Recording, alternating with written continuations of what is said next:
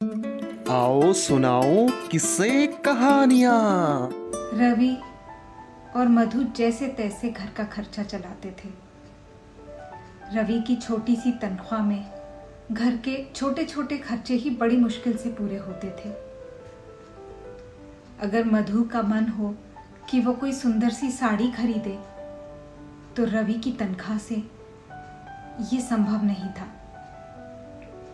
मधु अपनी किस्मत को रोती रहती कि मैंने ऐसा क्या पाप किया है कि मुझे कोई सुख नसीब नहीं।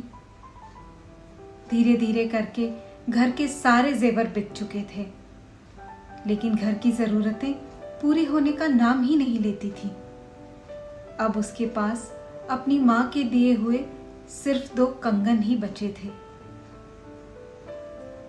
उन्हें वह बहुत संभाल कर रखती थी कि आड़े वक्त में काम आएंगे। मधु और रवि का अक्सर इन छोटी छोटी बातों पर झगड़ा हुआ करता था। एक दिन वो दोनों झगड़ ही रहे थे कि डोरबेल बजी। मधु ने जैसे ही दरवाजा खोला, देखा सामने एक साधु खड़ा है।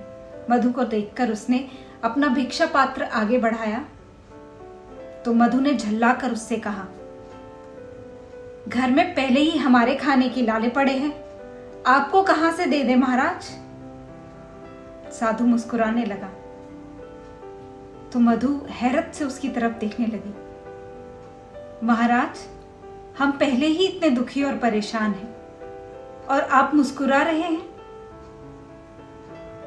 तो साधु ने कहा, बेटी एक बात कहूंगा, मानोगी? तुम्हारे सारे दुख दूर हो जाएंगे। मधु ने कहा, ऐसी कौन सी तरकीब है, मैं नहीं मानती। साधु ने कहा, जो तुम्हारे पास मां के कंगन रखे हैं उन्हें बेच दो। मधु हैरत से साधु को देखने लगी। उसे उन कंगनों के बारे में कैसे पता था?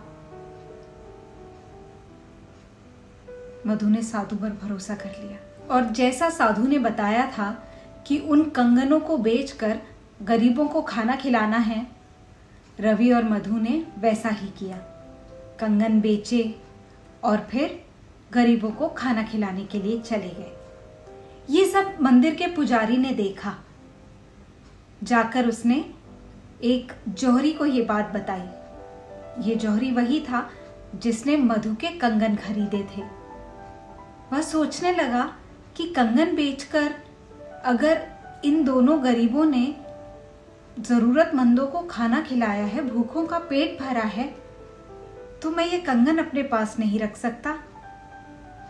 उसने कंगन के साथ कुछ रुपए लेकर मधु और रवि के पास भेज दिए। अगले दिन साधु फिर आया। मधु ने कहा, महाराज ये देखिए, मेरे कंगन वापस आ गए हैं।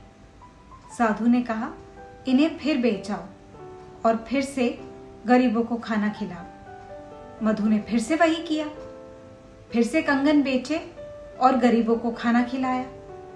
फिर जौहरी ने कंगन वापस भिजवा दिए, ये सोचकर कि उसके पास तो रुपयों की कमी है नहीं, थोड़ा पुण्य ही मिल जाए। तो उसने वो कंगन मधु को वापस भिजवा दिए। साधु ने फिर वही कहा, कंगन बेचो और गरीबों को खाना खिलाओ। एक दिन मधु ने साधु से पूछा कि महाराज, ये कंगन हर बार वापस आ जाते हैं और उसके साथ और रुपया आता जाता है और हमारे पास अब धन की कोई कमी नहीं है, बहुत सारी जगहों से हमारे पास दान आने लगा है, ये कैसे हुआ? हमारा भाग्य एकदम कैसे बदल गया?